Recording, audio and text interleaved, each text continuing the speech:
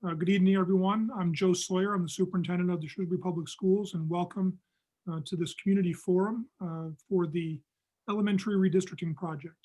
We're very fortunate here in Shrewsbury that the community has funded a brand new elementary school, the new Beale School, replacing the almost century-old building that is at 1 Maple Ave and has served the community well for almost 100 years. But we need a better facility. And on top of that, we need to relieve overcrowding in all of our elementary schools. And so the new school, of course, will be much larger than the current Beale. And we'll create, as a result, 5 elementary schools, all of which will be grades kindergarten through grade 4 across our community. In order to populate the new school, of course, we need to undergo the process that is known as redistricting. That process involves redrawing the boundary lines between the attendance zones for each of the elementary schools. And this is a really interesting project. We have a great team I'll introduce to you in a moment who has been working on this for some time. But it's also a challenging project in that this is one of those situations where whatever the ultimate decisions that are made by the recommendation of the redistricting committee and then ultimately the vote of the school committee, we know that there's going to be people who are happy and people who are not so happy. One of the good things about Shrewsbury is that people are very loyal and very pleased with the elementary school experience their child has now and don't want to see them move.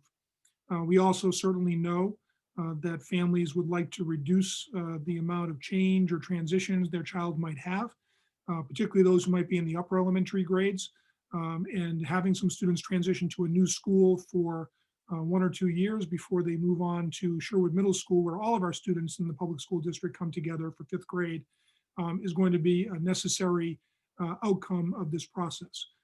That said, we certainly are cognizant of that. We do have experience with this going back more than 20 years at this point in 1997, when we redistricted when the then new Floral Street School opened. And one of the things that certainly we know from that experience and we know from other school districts going through this, the good news is that children are resilient. They adapt well with the support of their families and the support of the educators who serve them in their schools. We certainly think that the benefit of the new school, reducing crowding, evening out class sizes, having appropriate instructional spaces in each of our buildings, obviously is of great benefit to all of our students' education. But we also recognize that there are those who would certainly prefer not to have their neighborhood zoned to a new, different elementary school. They've built deep ties to their elementary school community, and this is not an easy decision. What I'll do now is introduce you to the team who's been working on this issue, the Elementary Redistricting Committee. Would want to start with the 2 members of the school committee who are part of this, the school committee chair, Sandra Fritz, and the school committee vice chair, John Wensky. Also with us this evening from the school committee observing is Lindsay Heffernan. And I believe member Jason Palich will be joining us a little bit later, and possibly Dr. Dale McGee. And ultimately the school committee will be the elected body who votes on the redistricting plan once a recommendation is made to them. Beyond that, we also have some Shrewsbury Public Schools staff. The leader of this project is our Assistant Superintendent for Finance and Operations, Mr. Patrick Collins. Also, in addition to Patrick, we have 2 elementary principals, Brian Mabey from Spring Street School and Tiffany Ostrander from Coolidge School. Also want to thank Brian LaRue, our Director of Information Technology, who's on the Zoom tonight helping us out, making sure it all runs smoothly. And then I want to give a huge thank you to our parent representatives who are on the committee. We have parents representing each of the current elementary schools, and I'll list them off the way they appear on our website. Unfortunately, you could not be here with us tonight. Sanam Zaire from Spring Street School, but we do have Shannon Creedon, who's a parent at Walter J. Patton School. We have Rajesh Veligapudi, who's a parent at Floral Street School. We have Christine Jasinski, parent from Calvin Coolidge School, and Tarek Andy, parent from the Beale Early Childhood Center, representing that school community. These parents have done an outstanding job representing the voices of what parents would be considering, concerned about, thinking about when it comes to redistricting their child's elementary school zone. And they've been extremely valuable in this conversation so far. This evening, also you will meet our two consultants from the GIS company AppGeo, who we engaged as a school district to do the mapping work and the help us with the project management of this very complex task. AppGeo has been phenomenal to work with. We really appreciated the value they're bringing to this project. And if you were experimenting with the interactive maps that we sent the link out to yesterday, you can just get a real sense of the quality of what they're bringing to this work. But I'll introduce this evening Kate Hickey, who's managing the project, along with Priya Sankalia, who has been the lead presenter and the person doing the very intensive mapping work and all these different scenarios we've asked them. They've been incredibly cooperative and responsive, and we appreciate that. So with that, I want to, again, welcome and thank all of our committee members for being here as panelists.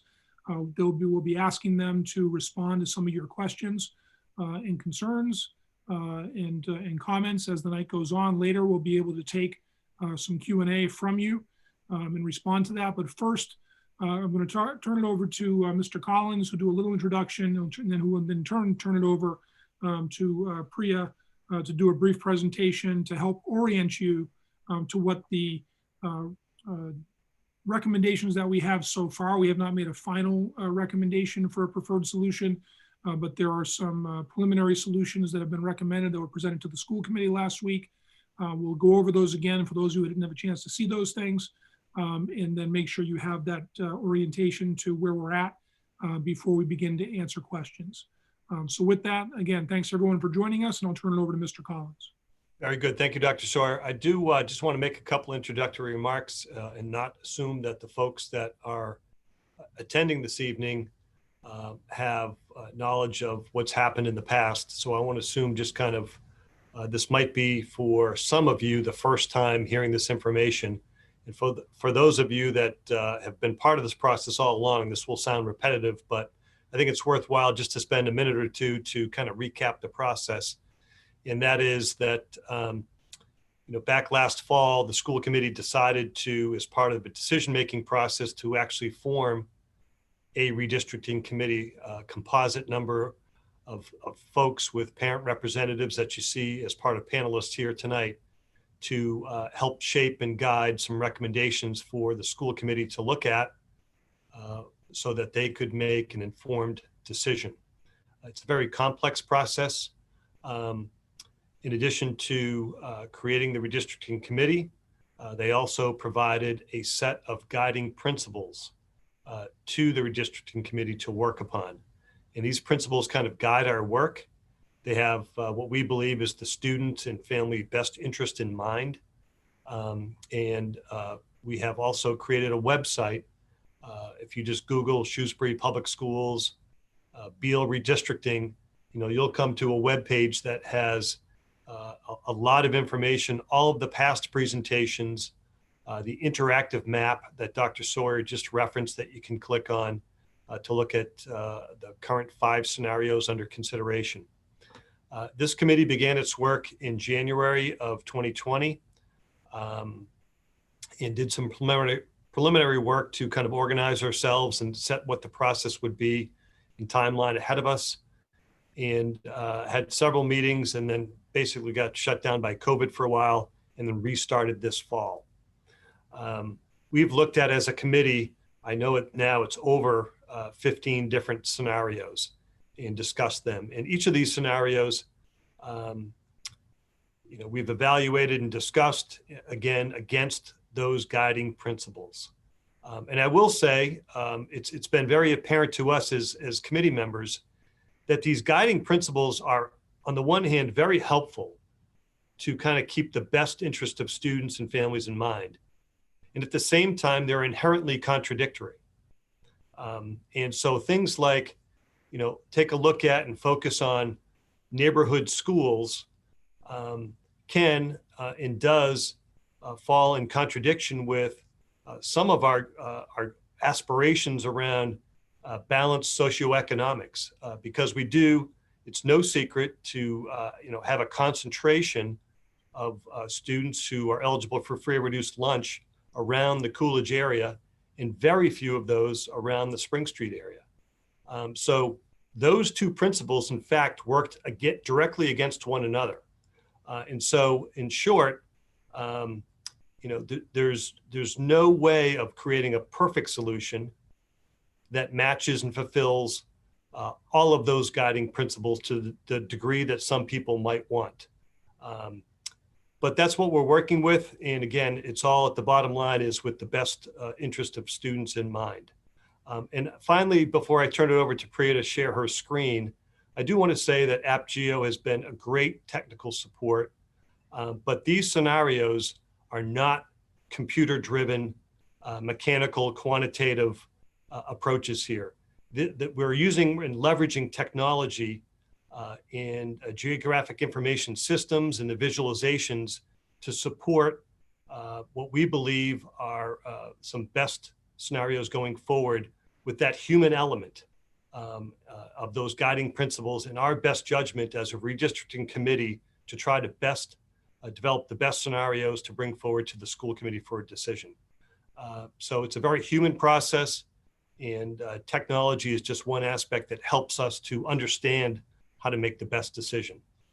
So with that kind of introductory remarks, I will turn it over to Priya to share her screen to provide basically what are 5 scenarios of the 15 or so more that have kind of risen to the top and are kind of the current best scenarios that we think. And again, these are things that we hope to, in the coming days, narrow down to provide a recommendation of 1 or 2 to the school committee in the coming weeks.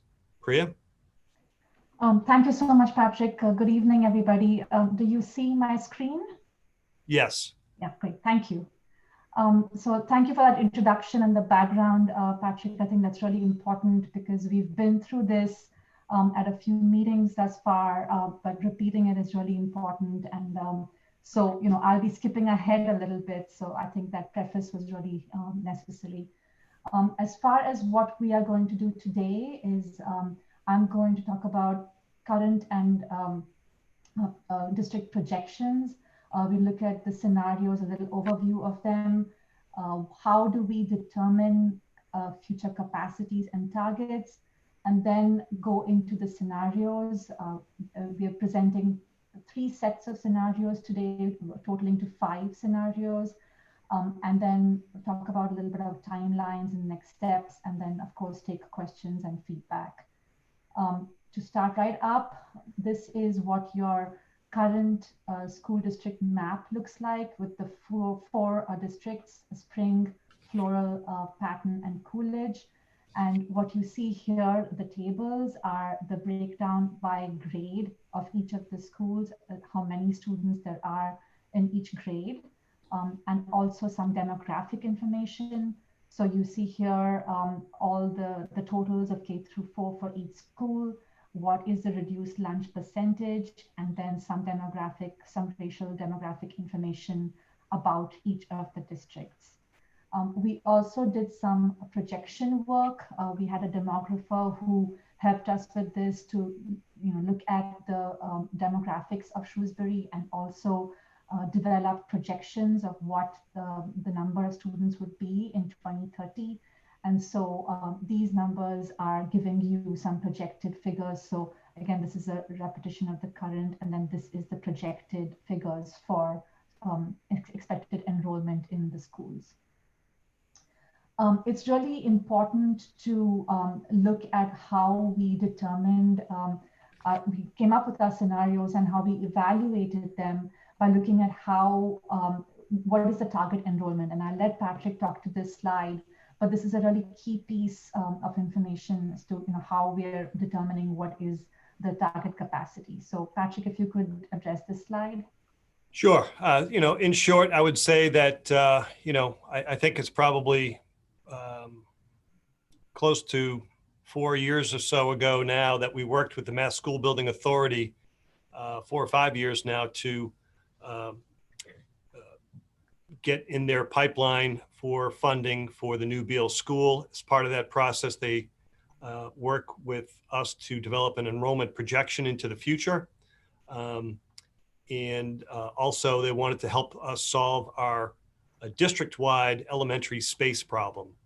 We know that each of our elementary schools right now, with the exception of Floral, has portable or modular classrooms attached that were attached over time due to increasing enrollment, and that puts a stress on our core facilities, and also has tended to squeeze out space for dedicated space for music and art and special education and English language learner services. So part of this whole solution here is to provide an easing of enrollment at all of our elementary schools. And as a result of this, we're drawing down the enrollment at Coolidge, Patton, Spring, and Floral intentionally, and shifting students from those areas to the new Beale School in summary. So we developed with them what would be targeted enrollment, total enrollments for the existing elementary schools. Coolidge, you can see in the middle there, 308 students, Patton 308, Spring 308.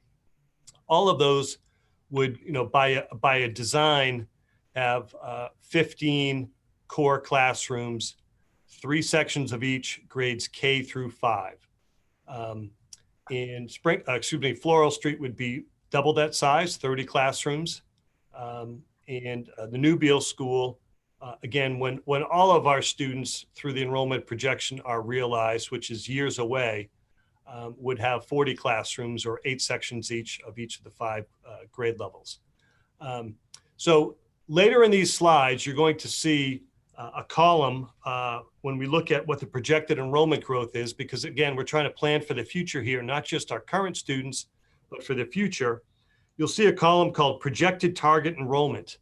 What we think is that if we're within that, this middle column here, 308, 608, 790, if we're within plus or minus 10%, that we're still within school committee guidelines for average class sizes, which you can see on the right there. And just as an example, you could see for grades 1 and 2, the school committee guideline for class size is 20 to 22 students. So a difference of 2 or 10%, if you will, from the baseline low end of 20. So you'll see some percentages. Some of them might show that the school is at, say, 102% of the target enrollment. That's fine. It's within that range of plus or minus 10%. If it's at 98%, again, that's fine.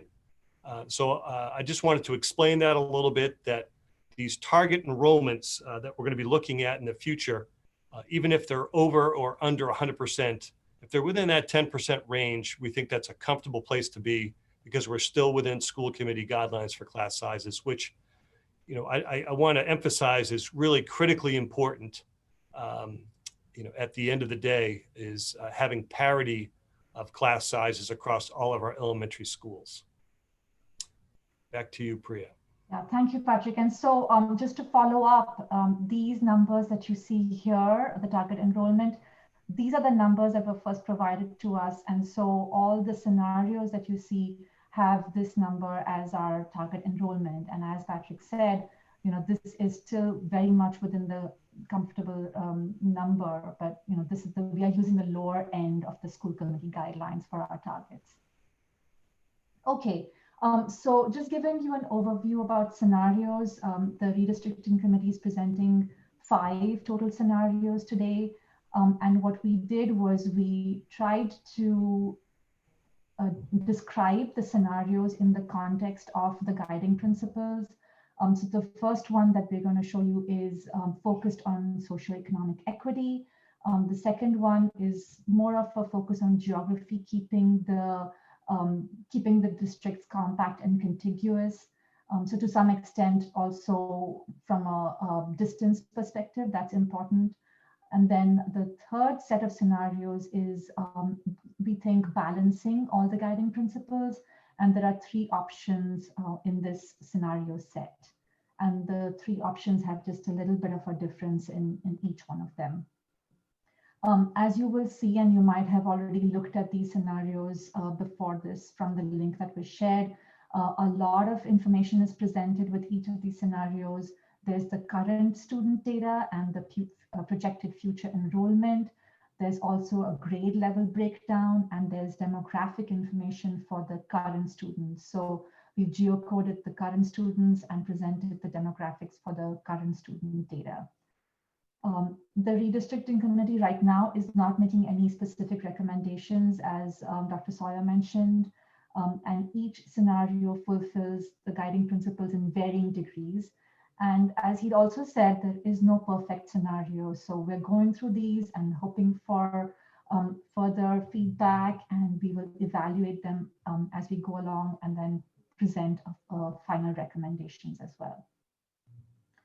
So jumping right into the first one, which is the focus on socioeconomic equity, what I'm going to try to do is walk you through the scenarios so that you understand how the scenarios are built and how to read them. So as you see in the map, the colors are the districts in the scenario. And each of these little sections are the components which are used as building blocks to create the scenario. And the label that you see in there, floral 1, floral 2, floral 3, are what that component was originally. So what district it is currently, that's what that number, that label means, or that number means.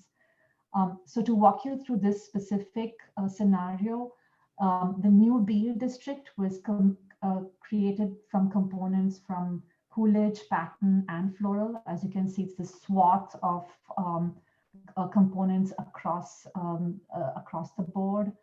And Patton was created with a few, several Patton components were also moved to Beale, and a couple to Floral, but 2 components were added from Spring into Patton. So again, as you can see, these 3 Patton components go to New Beale. This one as well goes to New Beale, and then a couple of Patton components are going to Floral in this, but then 2 Spring components are getting added into Patton, and that's how we built Patton, the Patton district. And then moving along to Coolidge, you'll see that again, several components have been moved into New Beale. As you can see, it's a common theme here. The idea is, how do we get students into New Beale so that we can leverage that space the best that we can. And so almost every district currently has some components going into New Beale. So several components move to New Beale, but we also have a couple of components from Patton and Floral moving into Coolidge to create what is Coolidge in this scenario. And then Floral, again, we have a few components moving into New Beale, and this actually includes I believe this is the Avalon development, as well as a good chunk of Floral, which is close to New Beale. And then we also have components from Patton and Spring that are going into Floral. And Spring is the only only district which we're moving students out of it, but none going into it. And as you can imagine, it's the geography that kind of controls that to some extent. So this is how the scenarios are built. I won't go into so much detail with each of them, but I wanted to spend time to show you how they're built. It's by moving each of these components from one district to another. And it tends to happen along the edges of the district because that's what makes most sense moving. But in some cases, because we needed to balance certain things, we've also needed to move sections that are not necessarily at the edges. So again, now with this scenario, we have, as I mentioned earlier, the grade level breakdown. So this is information based on current student locations, but this, if we implemented this scenario, this is what the grade level breakdown would be for each district. And then looking at the next table, you'll see that's what our target enrollment was, the table that we just showed you. In this scenario, this is what the enrollment would be in each of the schools for K through 4, what percentage of the target enrollment we're reaching, And then very importantly, in this scenario, what are the demographics? And as you can see, the reduced lunch in this scenario is 30%. And so that is what we kind of focused in on, because that is what the aim of this scenario is. And I will get into the pros and cons shortly so that you can see what our thinking was. Priya, can I just add one comment at this point? I think, one of the things that is not readily apparent when we go through this right now, but one of the things that we discussed is that there are two known apartment complexes that are in the pipeline for development. The first one is the Edgemere project, which is at the old Edgemere Drive-In, which is in the Floral 11 component. And while that there's a lot of details around that, I'll just summarize that there are many of those apartment units that are studio or one bedroom and likely not have a lot of children. We do have an enrollment projection yield from that.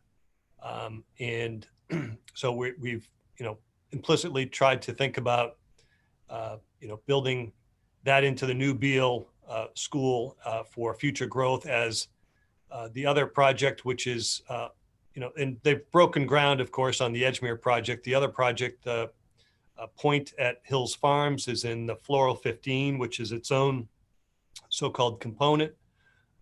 There's no specific plan yet under development. There's some concepts, but again, that would yield even more students. And then finally, there is, some vacant land that potentially could be developed at the end of Maple Avenue and turned into multifamily housing. So that was just part of the thinking as we went through these scenarios. So just wanted to make mention of that, kind of the future growth aspect has been considered in, all of these options. Yeah, thank you, Patrick. And yes, you will see that Floral 11 and Floral 15 are consistently in New Beale for that specific reason. And then the second slide has the projected numbers. So we have used, and I've explained this in previous presentations, how we use the current student locations and it came up with use the projected numbers as use the current locations as a stand-in for the projected numbers for the entire district. And that's how we come up with the projections. And again, all of this is a breakdown for every school by grade, and then the target enrollment and also the percentage of the target enrollment for current and for projected numbers. So as you can see, this is kind of what we look at, keep an eye on the projected target enrollment and the target enrollment using the current student locations. So, here we're all well within, comfortable range in this particular scenario. So going into some pros and cons, it's really important for the community to know that the redistricting committee has been very cognizant of the socioeconomic equity piece and the guiding principle.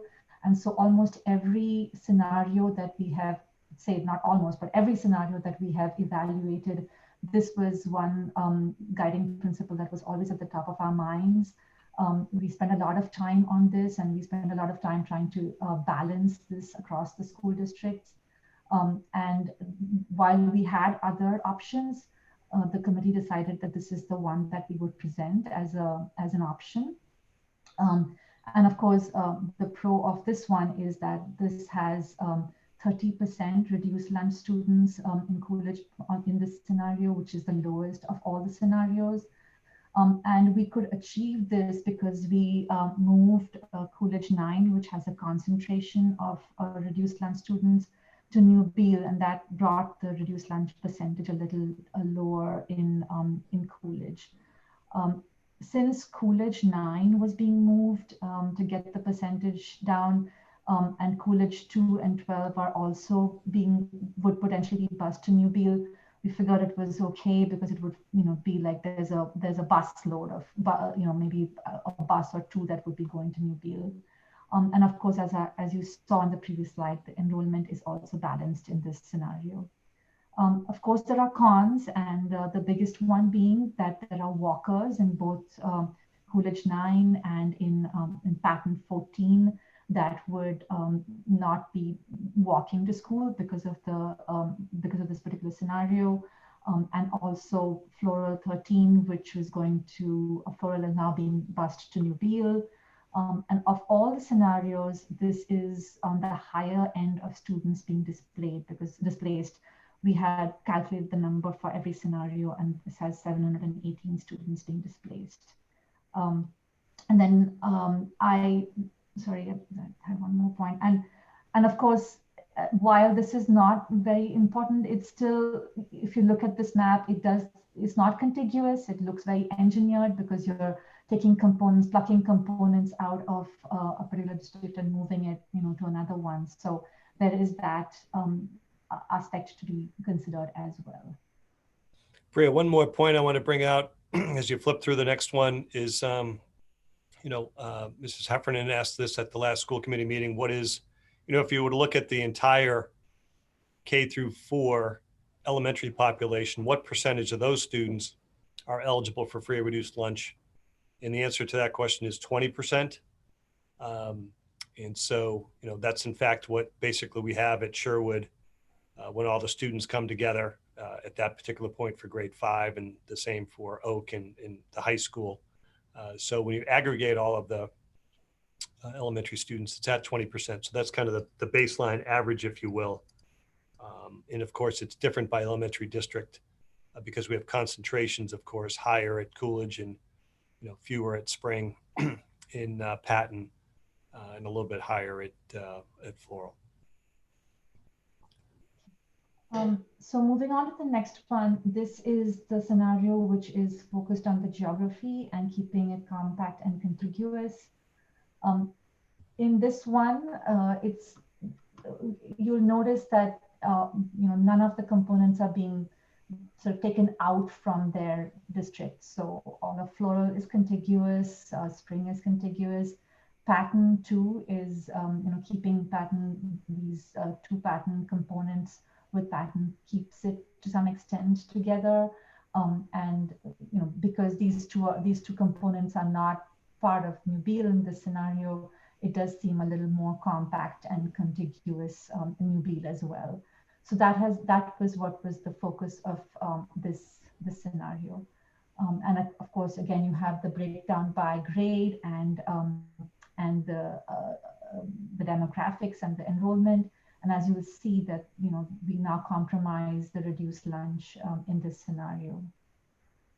And again, looking at the projected numbers, well within comfortable ranges for the most part. Just to summarize, the scenario is compact and contiguous, enrollment is balanced, and of course the cons being the Coolidge reduced lunch percentage is high.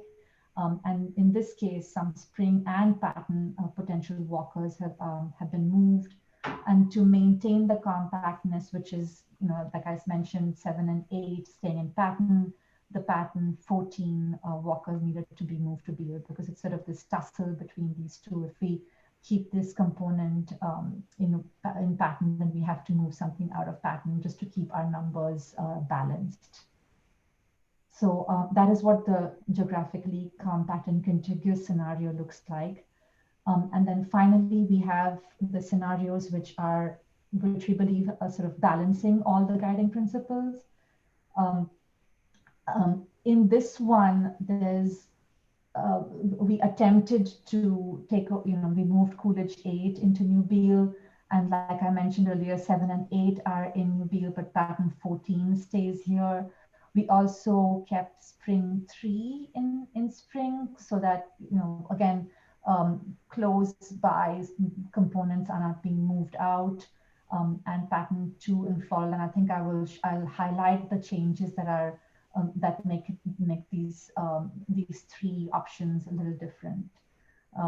34% in the reduced lunch. So still a little higher than that one that we first showed you, but not as much as the second one.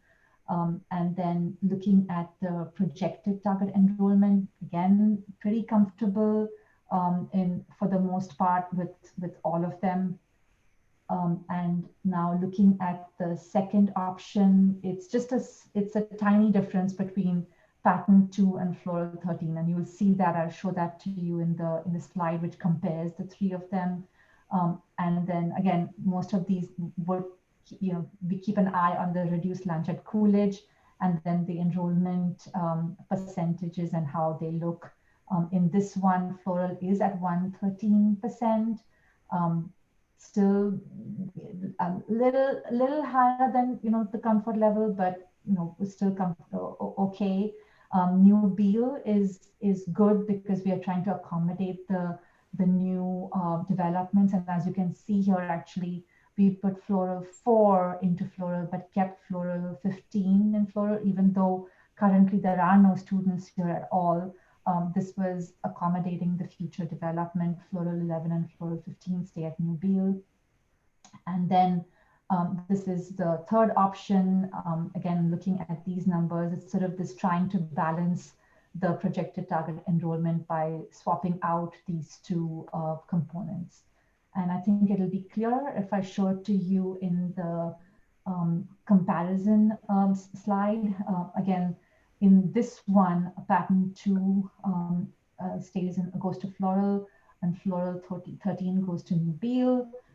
And then as a result of that, you can see what the numbers would be in the projected target enrollment. In option 2, it's floral 13 that stays in floral, and that puts floral at 113%. And then again, to balance that, we kept floral 13 back here, but moved pattern 2 and what that does to the projected target enrollment. So it's just a question of moving a few components here and there to get to the point which everybody is comfortable with. So that is what the three scenarios look like. As far as the pros and cons, the projected target enrollment is balanced for the most part. Of course, I think in one scenario, floral is a little high. Neighborhood is really important, and that's one piece that's been kept in mind here. And you can see that Spring 3, Pattern 14, Coolidge 9, we've tried to keep them in the school because there are potential walkers there. We have accommodated future development with floral 11 and floral 15 staying at New Beal, minimizing change. Options 2 and 3 of this scenario have the least number of students displaced, 667 of all the scenarios considered. And the student demographics, of course, the reduced lunch distribution is maintained across the board.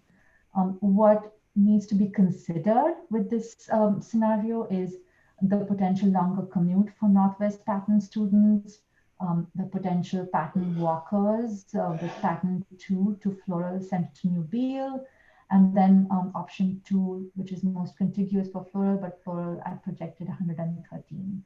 So option 3, choice of moving pattern to New Beal, balances floral further.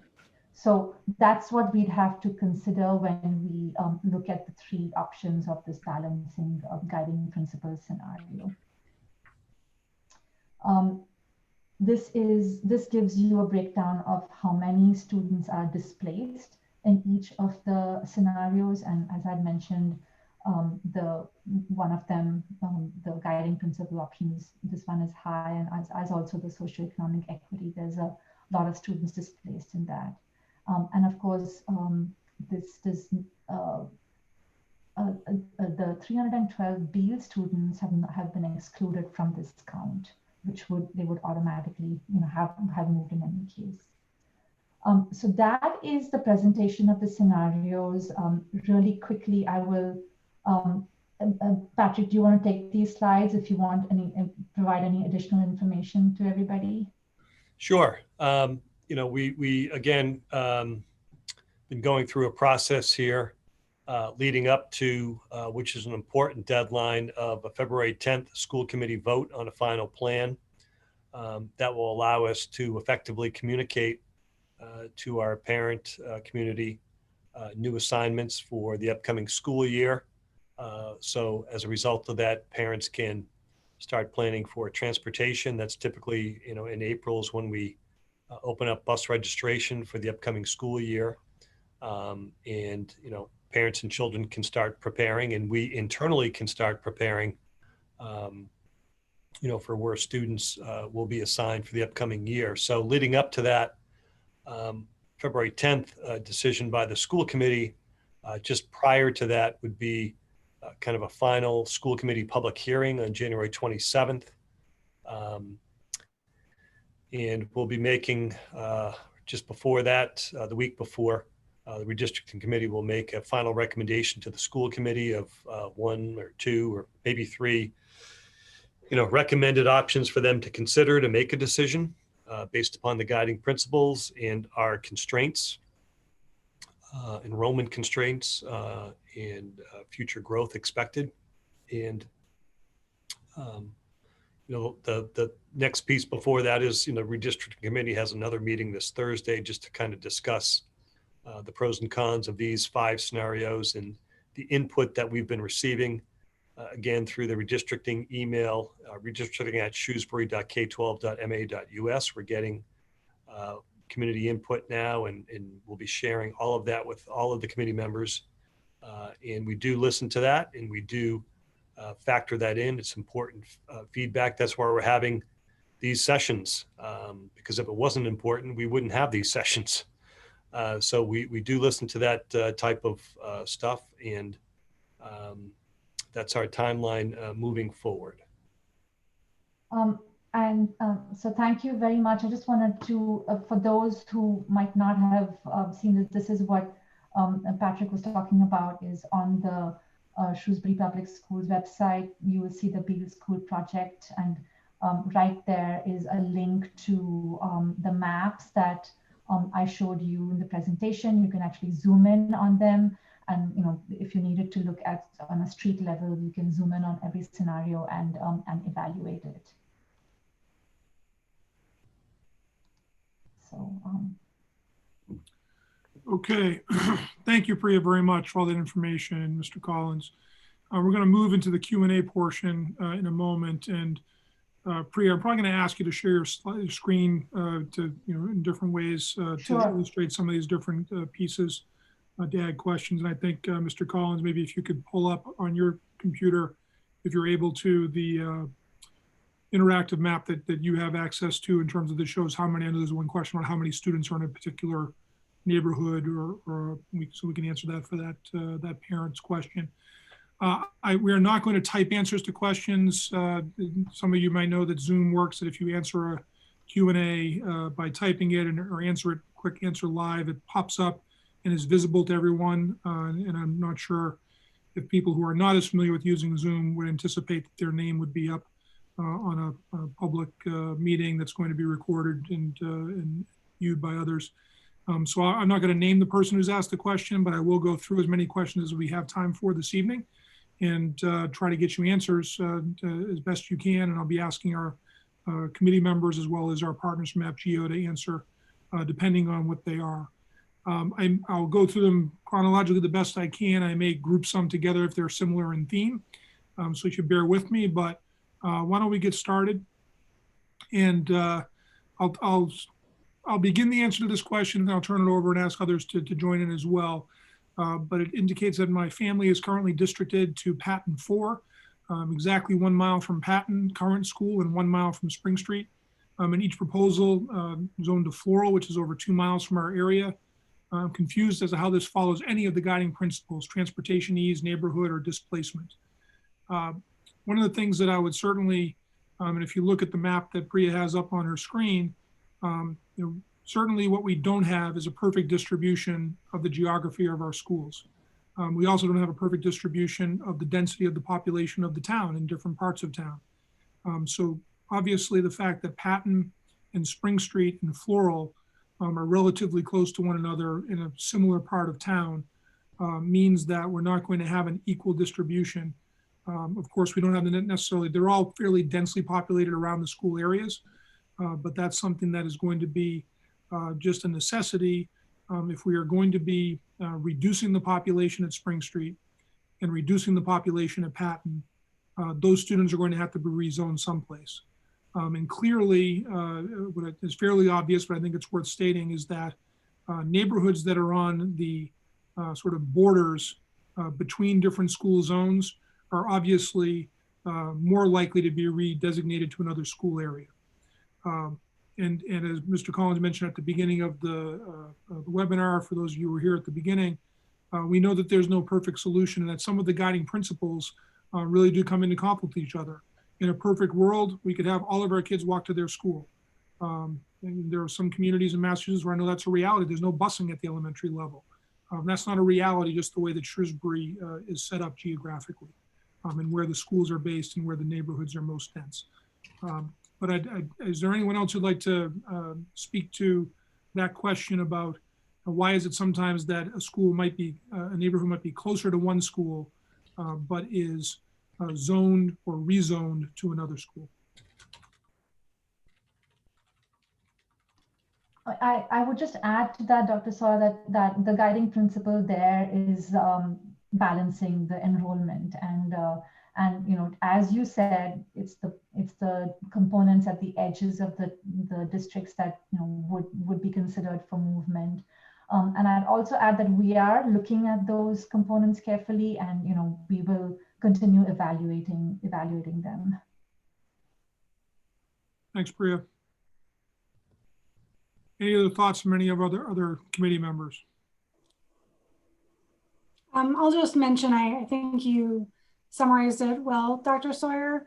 I know it is tough for some people to see that their commute might be 3 minutes and it increases to 5 minutes. So in this situation, for some people it is further away. But just given that for other groups, you know, if we moved sections that were much further away from the school, their commutes may go from 4 or 5 minutes to 10 minutes. So we just tried to factor in what that commute would be for different areas, because logistics is obviously something very important to parents. And so it might mean that, you know, multiple groups need to make some changes. But I think what Priya also said is we are trying to also look at what Mr. Collins spoke to earlier, which is that, you know, there are some potential tweaks that could still be made that would still keep us within that 100% target, 100 to 102. So we can consider that as part of our conversations on Thursday as well. Thank you very much, Shannon. Okay, the next question that here is it's clear that Coolidge is the lower income section of Shrewsbury and Spring is the affluent section. Spring remains virtually unchanged except for setting the furthest students district in Spring to Patton. Why? You know, I think the general answer is geography and distance between schools. We are going to be looking on Thursday night as a redistricting committee at another option, I guess, that Priya is working on at the request of Ms. Zaire, who again couldn't be here this evening, which is the Spring Street parent representative, to look at if we actually, you know, totally balanced out as best we could the socioeconomics by using the free and reduced lunch proxy for that. What would that look like? And of course, it would mean many longer trips for families across town.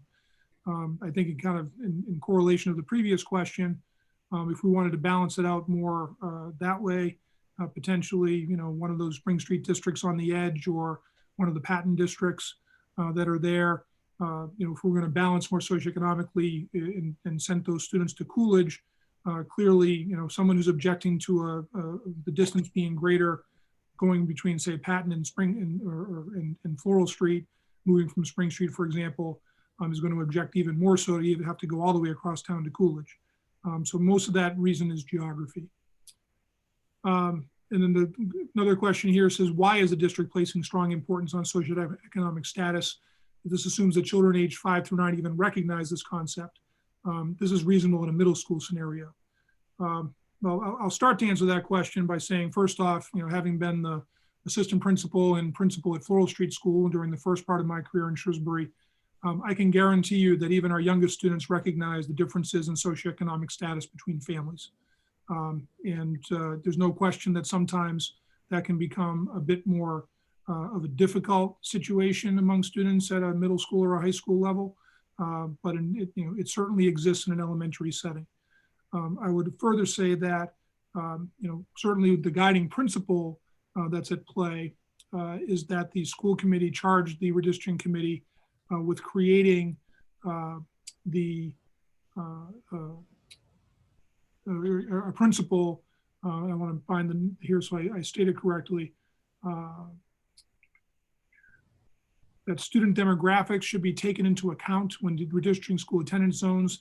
The demographic diversity of a school's student population should reflect the overall demographic diversity of our town to the greatest extent possible. So sort of embedded in that principle is that knowing it's not going to be a perfect distribution, but when you're looking at demographics, that's everything from socioeconomic status to race and ethnicity. And so, in the different, we've been able to see those pieces. I know there's a question a little later on is why is free and reduced lunch even considered? And essentially that is, as far as on a student by student basis, that is the proxy measurement that we do have for a student's socioeconomic status. We don't have another way to measure exactly sort of what that would look like. But let me open it up there to maybe Mr. Mabey and Mrs. Ostrander can help us a little bit from a principal's perspective with some of the, because we know that having higher concentrations of students who may come from lower socioeconomic status families, it doesn't preclude us from providing an equitable education, but there are different elements how that can play out. Maybe one of my colleagues who's an elementary principal right now could help out with that a little bit. I can speak to that a little bit, Joe. I think when we think about mirroring the diversity across our district, it's important that we provide students an opportunity to be exposed to all types of students. So this isn't just about the students who receive free and reduced lunch or may come from a low socioeconomic background. It's also for our students who may come from affluent families as well. We want to expose all students to all type of other people, just like we do in our adult lives. I do want to say, I saw a question here, regardless of where students are slated to go to school next year, if a student does qualify for a reduced lunch or a free lunch, they will get that at any school. I know that was one question people were concerned about. If we didn't kind of shift kids around, would they still get what they need? And of course they would. And I think Dr. McGee stated it really well at the last school committee meeting about resources. And regardless of where the students are, whether it's Coolidge, Spring, Patton, Beale, that resources are allocated based on what the needs of the students are. So that's something that we need to consider. I know we're focusing on what the different scenarios are based on socioeconomic status, but we can also be assured that students will get the resources that they need. And there's also some triggers with some federal funding related to services and resources that schools are allocated based on that. So I think that regardless of where those students are, that their needs will be met. So I also feel that, or think, and agree with Tiffany that our students are best served by having interactions with a variety of students, whether it's skin color, hair, gender, socioeconomic status. The diversity of our kids in our schools are important. So we can continue to have the social development and growth that we need for all our kids.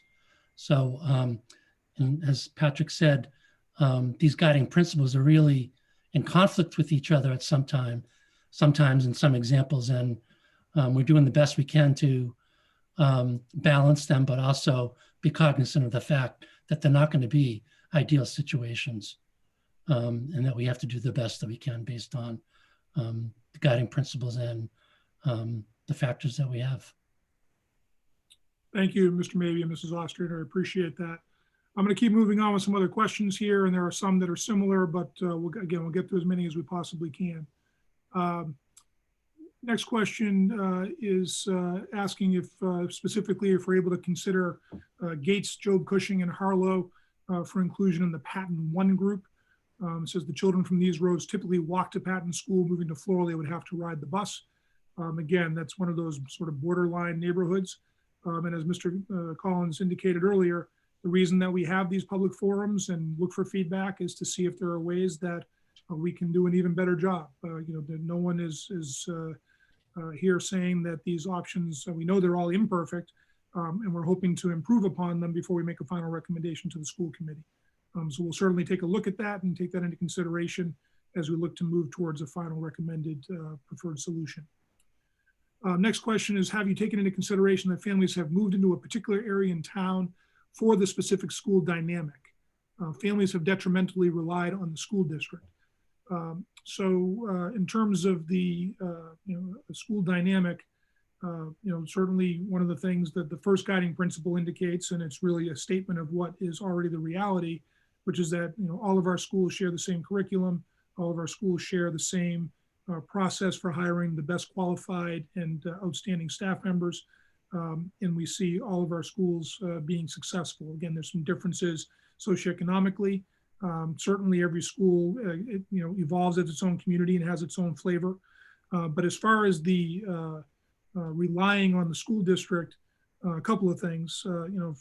As soon as the new Beale School was passed, we had a statement added to our registration page on the website that indicated and notified people that a new school was being built, that existing elementary attendance zones will be revised to balance enrollment across all 5 elementary schools when the new school opens.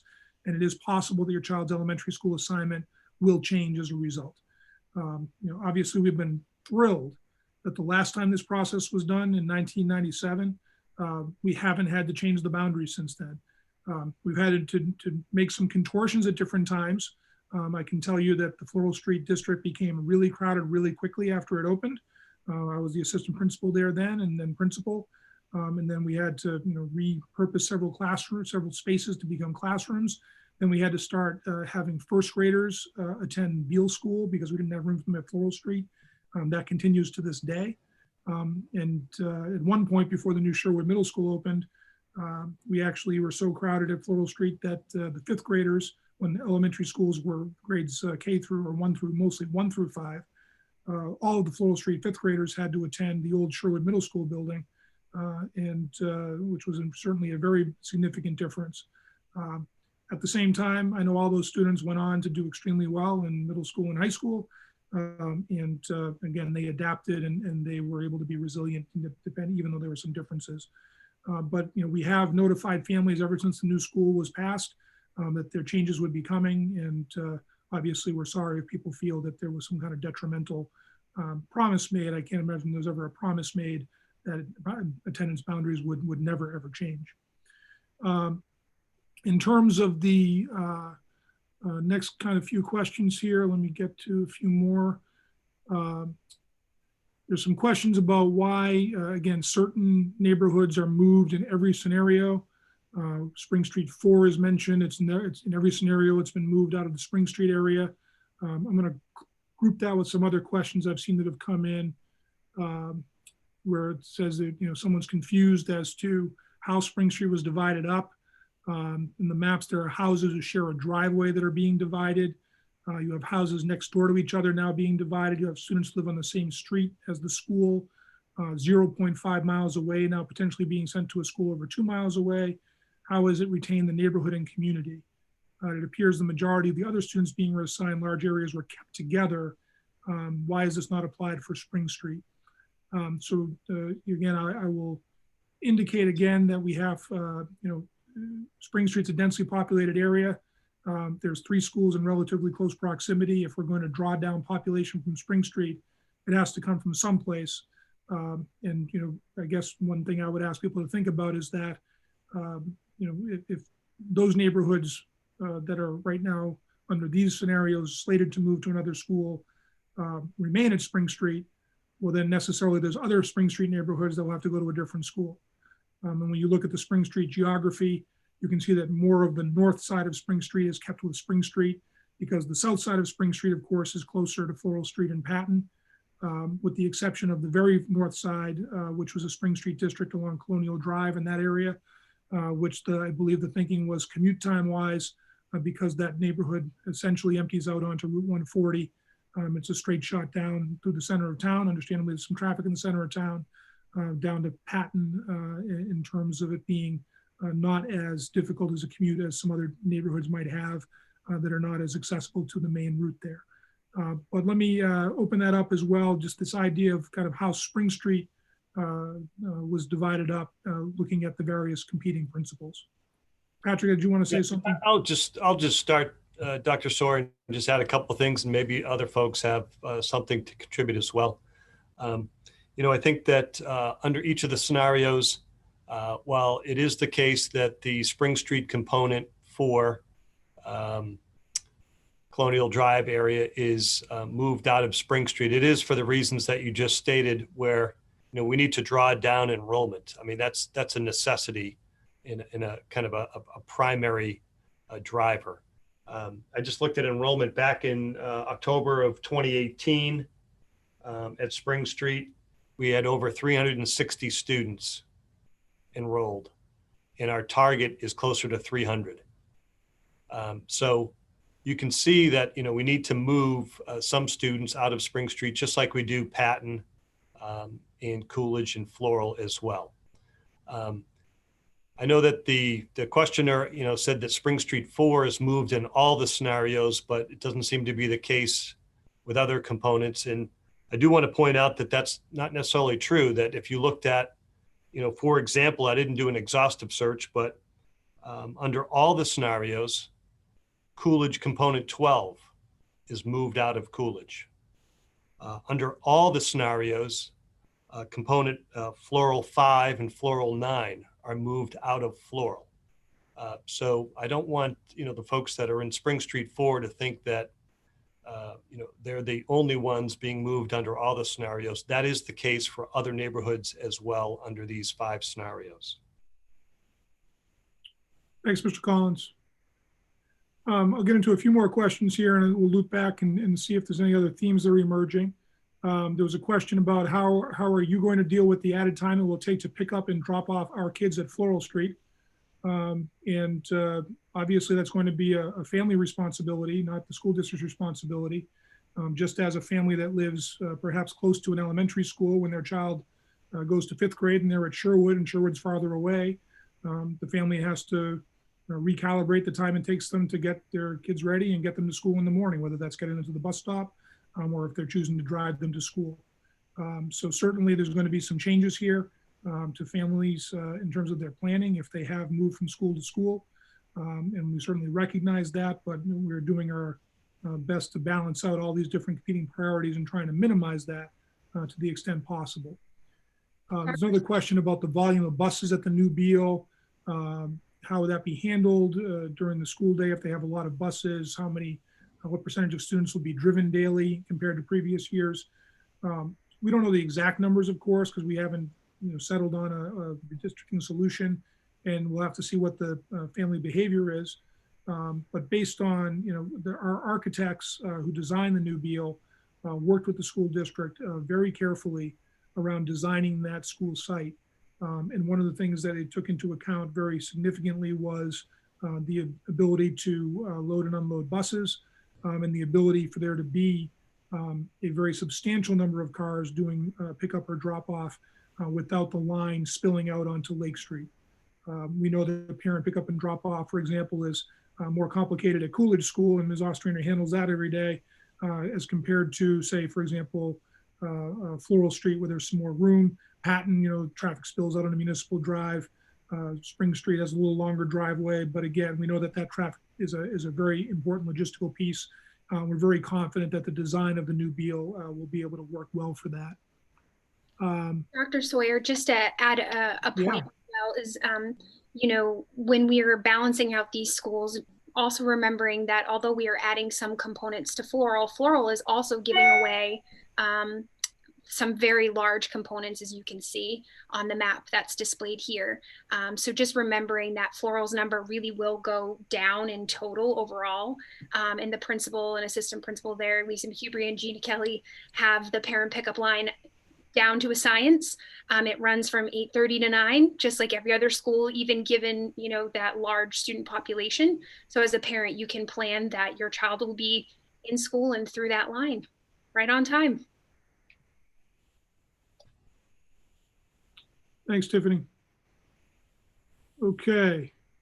There's a comment here that says, I don't think a longer commute of a few minutes is the main concern of parents. I do think the continuity of our child's education is a concern that is completely valid. Well, certainly, you know, our perspective is that every student's education is going to be continued and continued well. And I would be careful not to overstate when, you know, we have students obviously who move to Shrewsbury or out of Shrewsbury all the time. Transitions are things that students go through when they move. We have students who go from Parker Road Preschool, maybe 1 year at Beale, and they transition to an elementary school. Some of our students stay 2 years at Beale. You know, we certainly don't see any material difference academically from students who stay in one place. They might be fortunate enough to go to kindergarten through 4th grade at Coolidge or Patton or Spring Street versus students at Floral Street who might only be there for 4 or 3 years. And we really don't see any material difference in that. So I certainly appreciate the difficulties that families may perceive go with transition. Obviously, you know your own children well. Some children deal with transition better than others do. Some students transitioning to a new school, including, I know we had one email to the committee, there will be a number of students who will have to transition just for 1 year for 4th grade. And I certainly recall that when Floral Street School opened, I know that was a real concern for many parents about students who are only going to be there just for 1 year before they transition to middle school. But ultimately, I think those fears abated as they saw the quality of what they experienced. And there's another question here that asks about, for example, how is the new Beale going to build a strong school culture and climate? And I know that Principal Chris Girardi already is planning on ways to do that, and we'll continue to do work that's been happening at Floral Street now for 20 plus years, which is how do you make a large elementary school feel like a smaller school community? So I certainly, I do not want to discount the fact that parents have concerns about their children's transition, and we want to either minimize that or not have it happen at all. But of course, the reality is we're going to have on the probably scope of about 600 students, in addition to the 300 are going to be moving on from Beale, the current Beale anyway, who are going to experience a transition. And obviously we're going to do our very best to minimize any negative impact and to make it as smooth and as positive a process as we possibly can. Okay, there's a question here about no sidewalks coming from Route 9 to the new Beale. This is a family that lives on the other side of Route 9, and they're asking if they're going to have to pay for busing even though walking is not safe. So the busing rules that apply, that the school district has applied for many years. Of course, we don't like the fact that we charge bus fees, but that's a reality of our budget. The school committee for many, many years now has essentially just used the state law, which is that students in grades kindergarten through grade 6 who live closer than 2 miles to their assigned school, they're provided busing for free.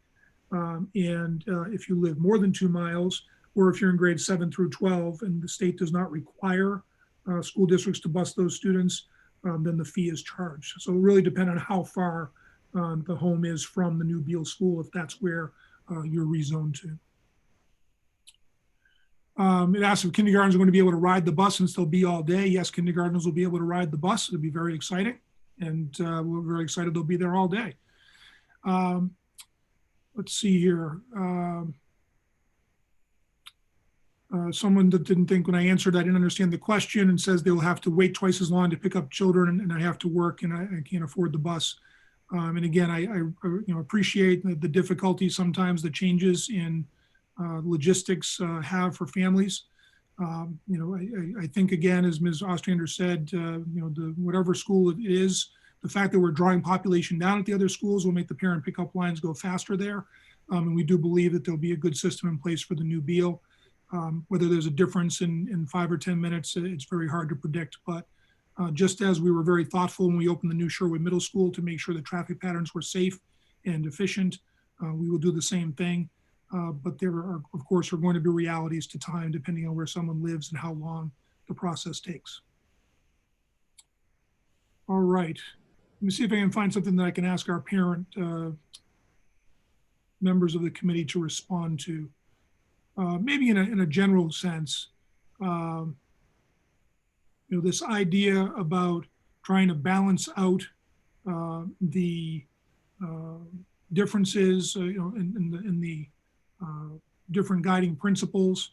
And maybe this is maybe a good opportunity for the different parent representatives to just weigh in a little bit on some of the things that have been discussed at previous meetings as these different options were created. So maybe if our parent panelists could just jump in and maybe just give a little insight, you're able to see the Q&A as you've seen some of these themes. I think it's important that the parents who are watching recognize that these are all issues that you've been grappling with as we've tried to look through what various scenarios might end up being the preferred recommendation. So who might want to jump in and go first? I'd be happy to jump in, Dr. Sawyer. So I think that what we see here, right, and the conversations that we've had have all been very thoughtful and taking into account the guiding principles, which sometimes when you look at them are in conflict with one another. But how do you balance that? And each one of us on the committee, the parent representatives, the administration, the principals, the school committee have all really been very thoughtful in trying to hash these out and think about what the implications might be, all while driving towards what's the best overall outcome for the students of Shrewsbury. And from the comments and questions that we've received, one of the most heartening things is that so many people are concerned with the change of having to leave where they are today. And Dr. Sawyer has talked about this, and I was a little bit surprised myself, but as I saw, I love my Coolidge community. And it's not that everybody's grasping for the shiny new toy of the new school. Everybody wants to stay where they feel like they're at home. And I have every confidence, though, in the conversations that we've had and the leadership of the people that we are working with here today, that they're very focused on continuing to build that community and listening to the voices of the overall families and parents to be able to balance that. While there won't be a perfect scenario, I think everyone's really tried to put as much thoughtfulness into it as possible. Thanks, Christine. Hi, this is Tarek, parent representative for Beals. It's I would say that the many meetings that we've had sometimes been agonizing because we recognize as parents and as educators as well that whatever we do, there was going to be some kind of displacement that would affect the students and also the patient. The parents. We really took into consideration what the overall impact of the exercises we were pursuing was going to have on everyone. And as much as we had hoped that we had a perfect scenario, we had like all the 5 schools, situated like, in quadrants where you could just carve out, concentric circles around them and just kind of maintain those community centeredness. It was just difficult to do. And also for the schools or the components that used to be in school zones that were much closer, within walking distances. So it's been very hard. But what I can say about the many meetings and the interactions that we've had and the discussions is that each one of us went in there with an open heart and a focus of making this work for everyone, and also limit the impact, the negative impact that it might potentially have on students and the parents.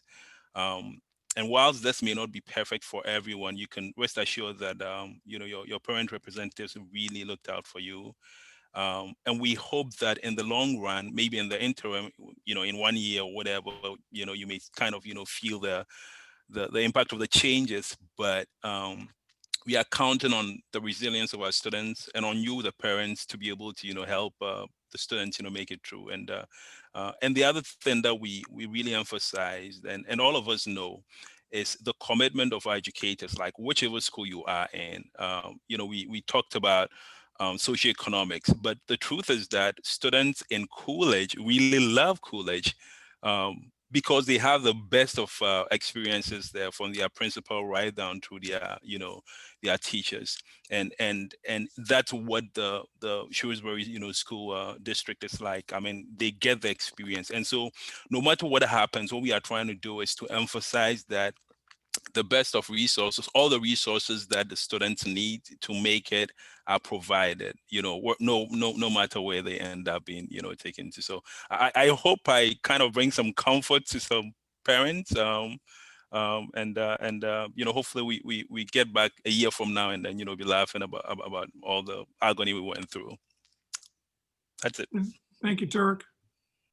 Dr. Sawyer, I may add, I echo my fellow committee members' sentiments. So this is a very well, as you can see, all those maps that are just presented by Priya shows all the possibilities and permutation and combinations when we drill down to these specific scenarios. A lot has been done already at the back end to come to this point, to show these scenarios that are still in a process of reviewing and getting the feedback from the community.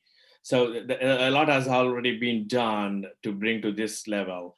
And then we are very comfortable situation now by looking at all those scenarios, playing with those components, and then showing the data right now. Like, as you can see, that interactive map that Dr. Sawyer sent in an email yesterday.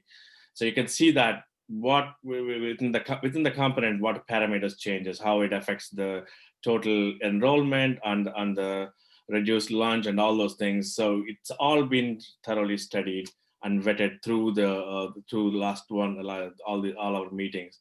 I can tell you a personal story. So my kid went to Beale for her kindergarten, and then when she went to Floral, she moved to Floral. We as parents worried for a week, but my kid on the day one when she came back, she loved her teacher and she loved her new school. And then she even we have anxiety longer than our kid in itself. But at the end, kids adopt much more quicker, and then we as a community and schools as a school district have a reputation to have the best education, no matter which school the kid goes to, and that should be the case, and that should be has to be held high across the district. Thank you. Thanks, Rajesh. Dr. Sawyer? Mr. Mabey, please.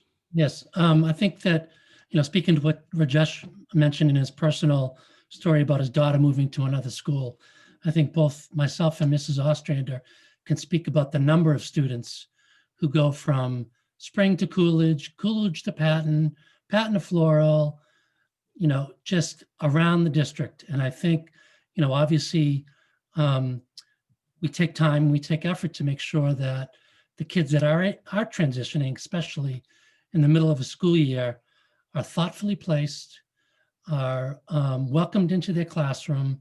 And just as Rajesh said, after a day, the kids love their new school.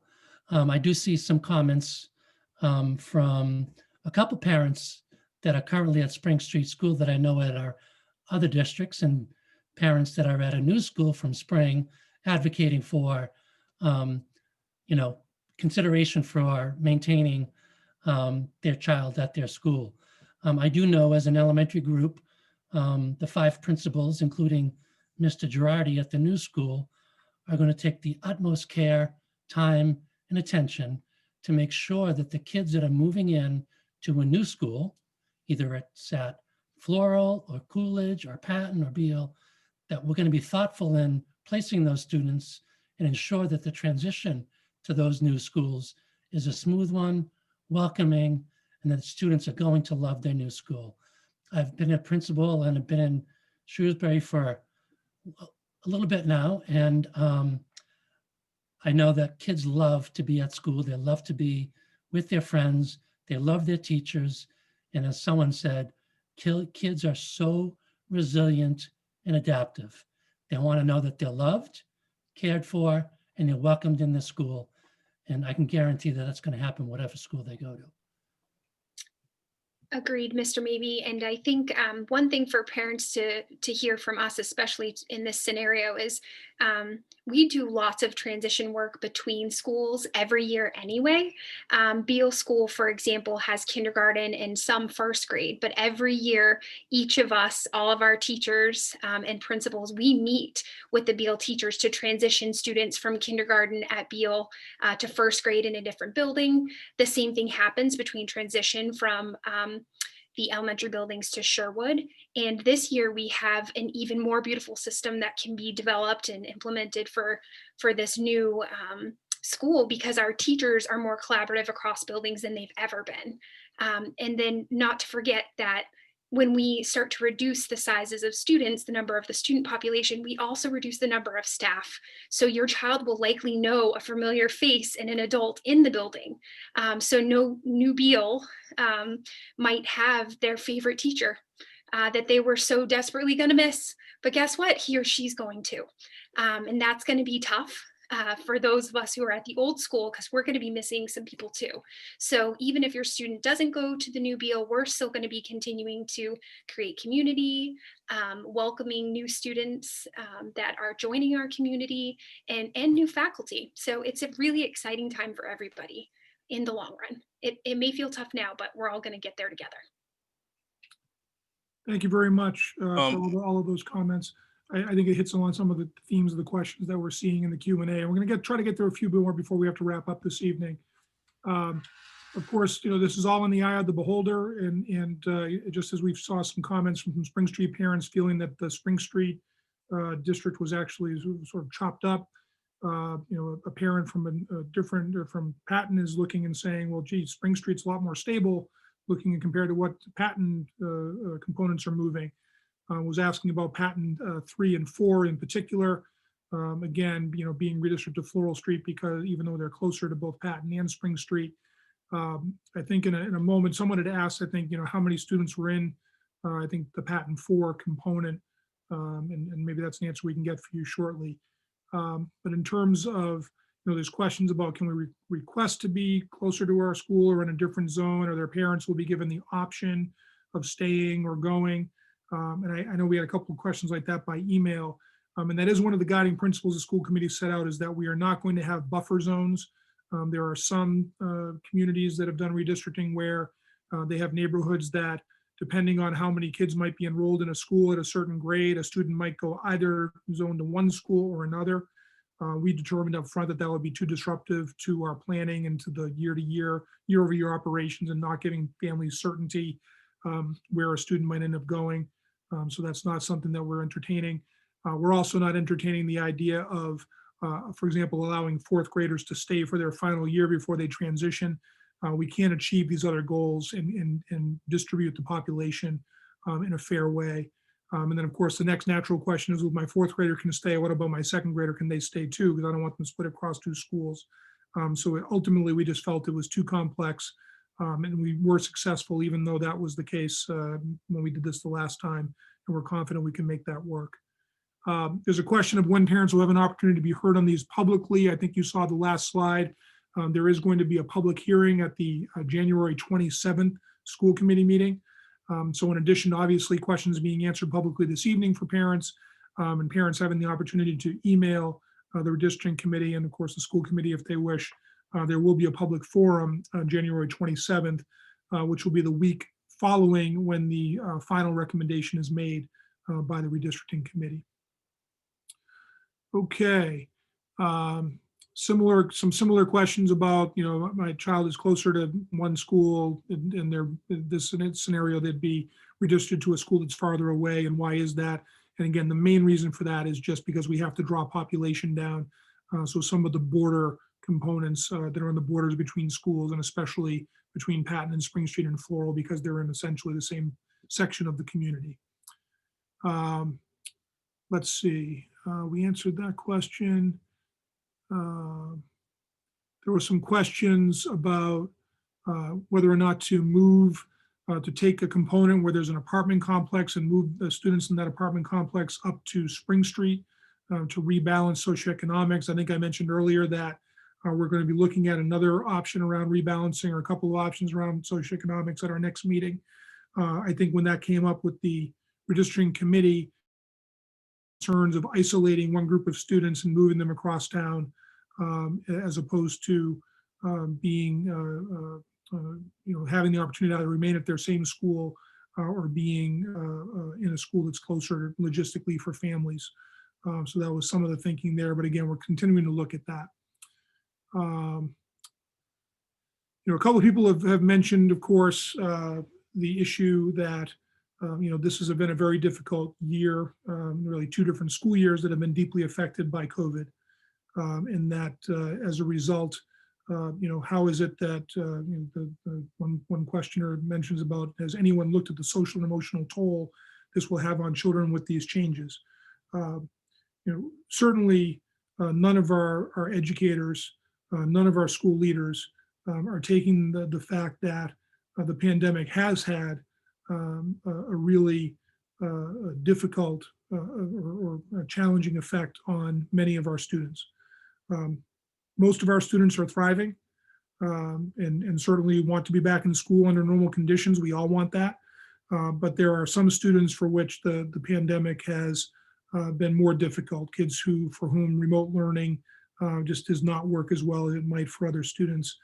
Situations where families are struggling for a variety of reasons, whether that's because of the disease, because of socioeconomic pressures, because of job loss and the economy. It has been an incredibly difficult time, of course. And so that's just another reason why it will be so important to take extra care to make sure that any students who are transitioning to a new school, that we're taking care to think about their classroom placement. That's something that principals always take good care to be planful about. We certainly wouldn't want, if there's a cluster of students coming from one school to a new school, we wouldn't want one of those students isolated in one classroom, for example, and others not be, we'd want to keep kids together who know each other if that's possible. And we always ask for parent feedback about that before that process goes through. So we're certainly cognizant of that. We know it's a very difficult landscape that's added, just like anything else, it's added some difficulty. And that's something we'll certainly take into account and don't want to discount that at all. There's a question about if I'm willing to drive my child to school, can I keep them in the same school? The answer, unfortunately, would be no. If you're redistricted, whether you drive or not, we will not be able to maintain them in that school. Try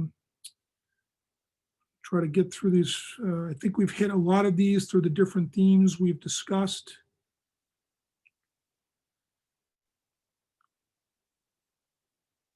One parent asked about, is there a transition plan in terms of ongoing and expanded open houses, an effort for students who would together be grouped in class together in new school? I just spoke to that. Certainly, the idea of open houses, and that's one of the reasons we want to make the decision, this February, so that we can do lots of communicating and make sure. Now, obviously, COVID does throw a monkey wrench into that as far as potentially some in-person kinds of events that might otherwise would have happened in the spring. We'll see what the time brings when we get to May and June in the summertime. But certainly we're going to do everything we possibly can to make sure that we're building community and welcoming students into their new school community if they have to move. All right, and I think Dr. Sawyer, I don't know, I may have missed it if you answered, but I think one parent had a question about special ed. I think they were really having they like their current experiences, and I don't know, maybe I missed your response. Well, that's okay, and I may have missed that as well, Okay. Kurt. But in terms of a student who has an individualized education plan, that plan, regardless of which school they attend, is in effect. And so the same level of services that we would need to provide if they remain in their current school, we need to provide in their next school if they do move. there are, had been in the past, for example, when we had fewer programs for, say, for example, students on the autism spectrum. Back when I was at Floral Street School, Floral Street was the only school that had a program for students with autism. And so any student at the elementary age who had that disability would typically come to Floral Street regardless of where they lived. Over time, those programs have expanded to each of our schools. And so, we do expect that we'll be able to provide the same level of support regardless of the school.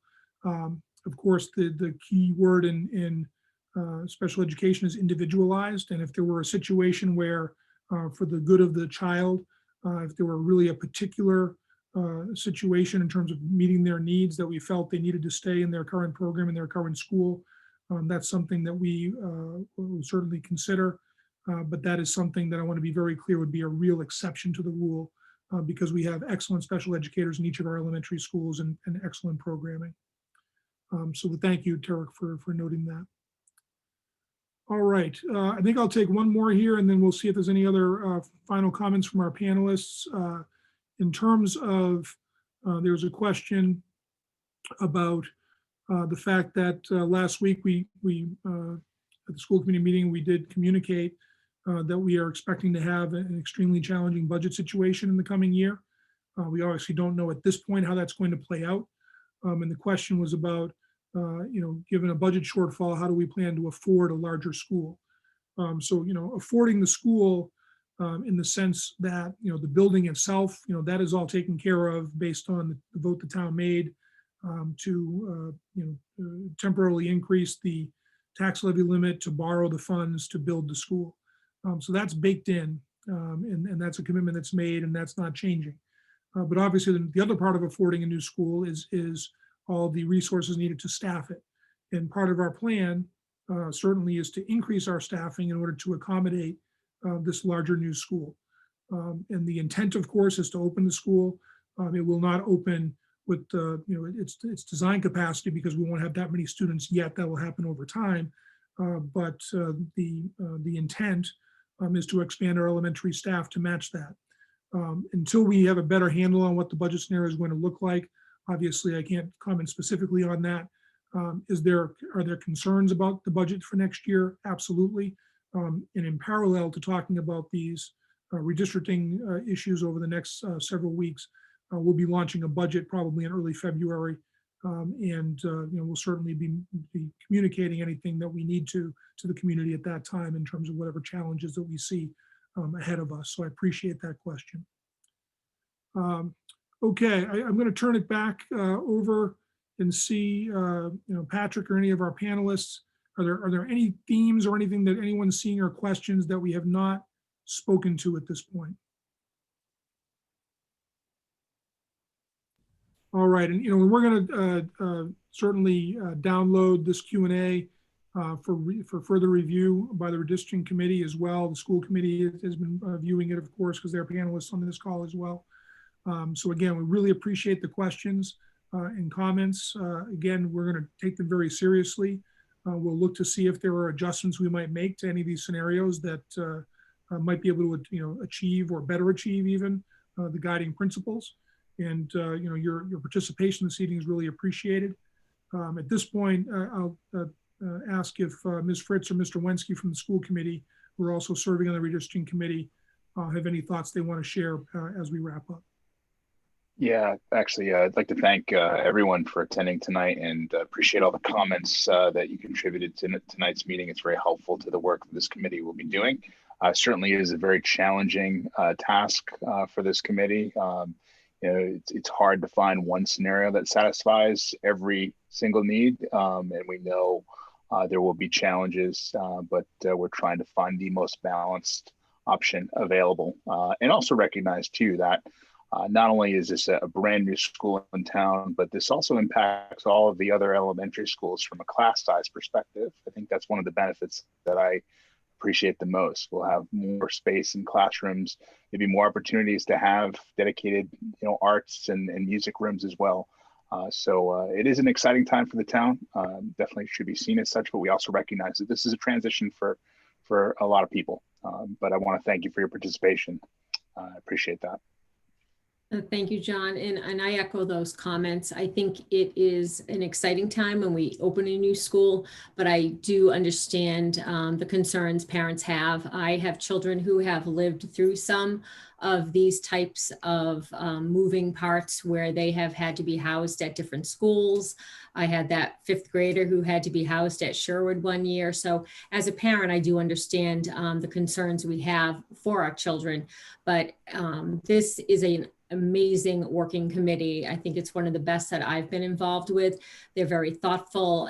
They have put a lot of time and effort and really have been looking at making a decision that's going to be the best balanced decision for the community. It will not make everybody happy. We know that, but we are trying to do the best that we can and make the best balanced decision. We're going to keep looking at that. John and I, again, are on the school committee, will be part of that decision-making process. And you still do have the ability to send us emails. There's going to be another public hearing so we can have more input from the community. And we do look forward to hearing from everyone. We still are open to suggestions and input. So we do want to hear from everybody. And thank you for joining us this evening. Thank you, Mr. Winsky and Ms. Fritz. We really appreciate that. And again, I want to commend AppGeo for all the help and assistance they've given us.